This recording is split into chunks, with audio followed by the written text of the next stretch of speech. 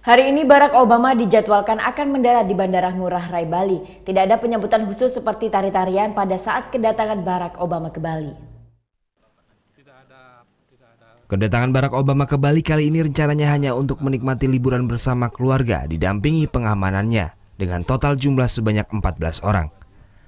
Terkait kedatangannya tidak ada penyambutan khusus dari Pemprov Bali. Rencananya kedatangan Barack Obama hanya akan disambut oleh Gubernur Bali, Pangdam Udayana serta dan Lanut Ngurah Rai. Pemprov Bali juga tidak menyiapkan tarian sambutan. Tidak ada sambutan, hanya salaman gitu ya, langsung ke hotel karena ini sifatnya pribadi. Rombongan dijadwalkan akan mendarat di Bali pada Jumat pukul 6 sore di Bandara I Gusti Ngurah Rai.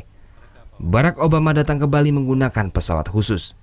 Selama di Bali, Barack Obama beserta keluarganya akan menginap di Hotel Four Seasons Ubud. Dan hingga saat ini belum diketahui objek wisata mana saja yang akan dikunjungi. Rencananya Barack Obama akan liburan di Bali dari 23 hingga 28 Juni. Surya Sanjaya melaporkan untuk NET. Thank you.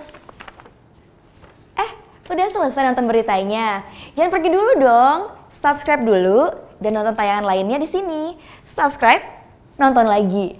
Subscribe, nonton lagi. Kak.